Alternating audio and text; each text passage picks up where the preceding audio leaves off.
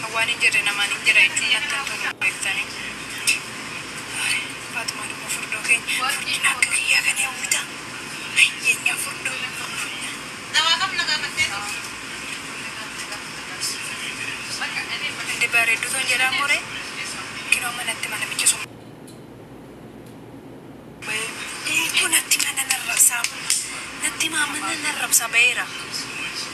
Manjari nanti tadi tu. Kau dah langsung kau pergi dulu nanti manjari nanti ini. Manjari nanti berakalan bulu narasam. Kino mujakan alam sekarang narasam macam beira kita ni mi. Kau deh. Hari mahadi anu majlis tu ya lah beku.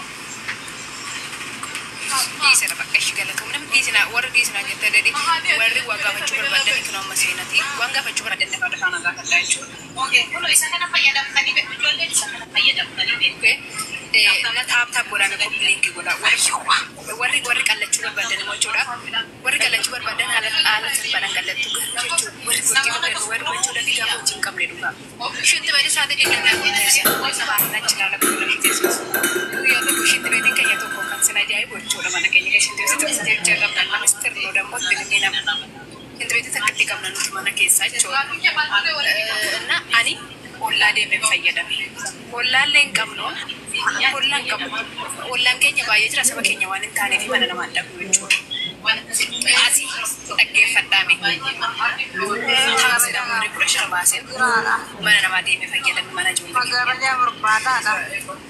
Sente gana dugde hindugini odon jedone dugde saat ini kita me apurshinte beti takti kam taawol taa kino la shi salala kino bayir tilala shi kana mistral lettine mina dem tetelu nemni burji qabdani wa meta gele bilbil ya gabo jira asa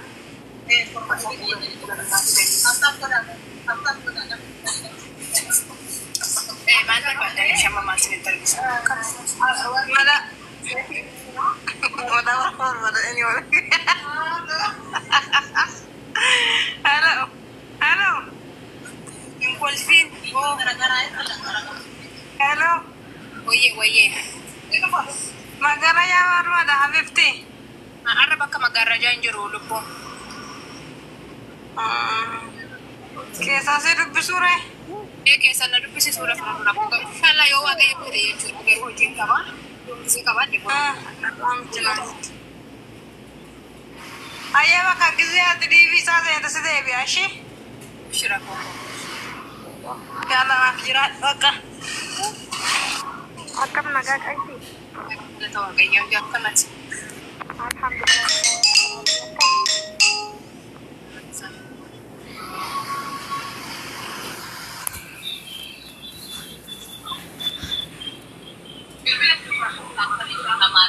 Ayo warga fikap dafa naga pada waras kesa to warga stir gatani ta Beshe lubu du bademba kam jirta naga keti.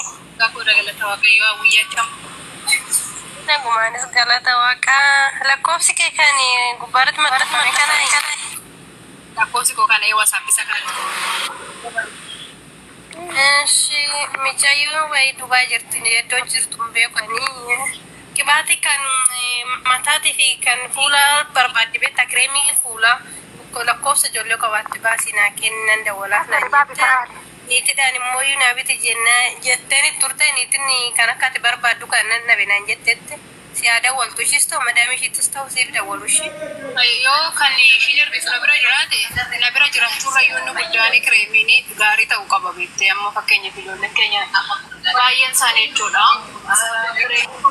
do wama da kremi suni kuno sukana tele do kame roksatame kubura gafa dibat bayi berida bayi ada tabakai woni liyu taje tarabata garu gafa sadiste ke sumti ke ko dol gele gareti tabala shafu ndike jolle bayani indi batin gafa ton le shinjeran yo isa taye anitti manjuru jeran do kani to mora ko kabadan garu wanna gafa fiya kan fayya da merama fakenya kula fiya kana lale to garu bachu kun mama ko ti umtu na ranjuru garu dura fulki yani wa wani bachun jana donan soda da te kana keessatti naba gurraachata amma garuu normaali kunarran jiru. Wanni wajjin jira garuu kireemii sun fayyadameen ture beektaa suma bitadhee too saamuna wajjin jira. Kuni waan afuriidha. Tokko yoo fuulli kee madaatti fi Isuma malee hidhanii hin finne jiru.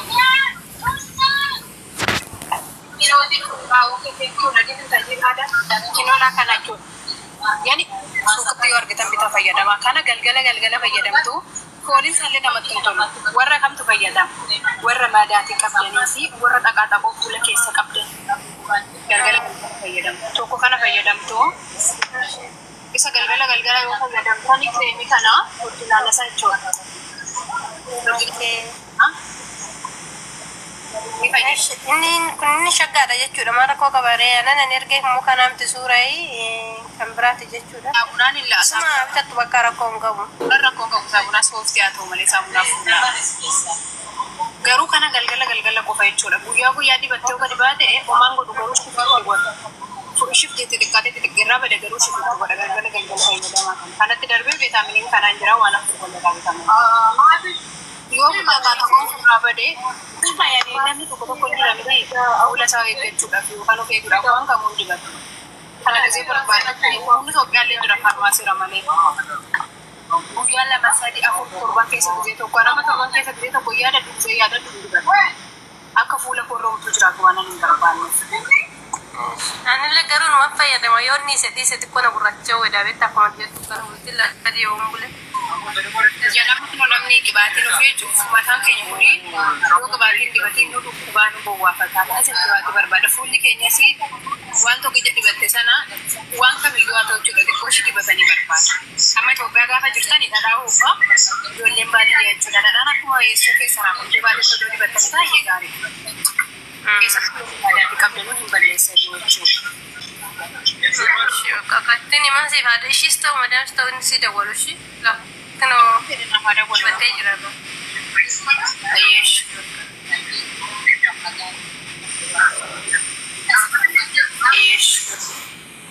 Waan namni biraa kan gaaffii nagaa yoo barbaaddan. Meeqa garuu waan isaa ilaallatee ganaadha haasaa.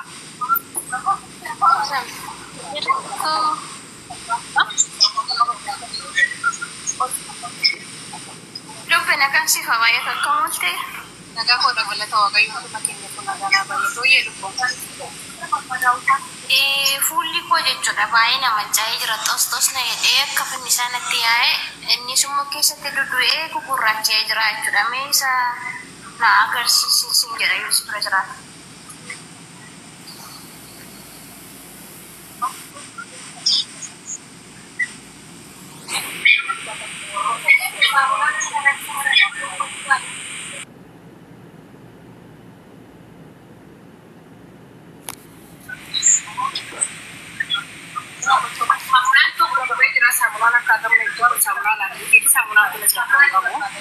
Garuu warri kana fayyadamu viitaaminiin tokko jira sammuu boodatti jira yoo barbaadde yoo keessan galgala taasisu ishee akkasuma soonu. Saamunaa fuddaa jirta saamunaa kana naafittee jirta saamunaa miti lammanni gugurraachee dudu'ee gurraachaa beekta. Yani kana galgala dubattee amma kana fiddattu hajji kaatee kireemii kana hunda keerratti kana masaajjootatu. Kun akkanatti ol buttanii amma shagamtee jirtu lafa kanatti isaa akkana ol buttanii xapxap gootee kaatee fuula kee gaafa dibattu akkanatti hin dibattu akkanatti qaseettee fuula kee masaajjootatti gootu. Harki gotuunidha garuu fuula kee dibattee. Mee lakkoofsa kiyyaa qabadhu moo lakkoofsa kee asumarraa fuudhee si dubbisuu reekiskiriishiitu godhadhu. Si bilcheessa rakkoon qabu.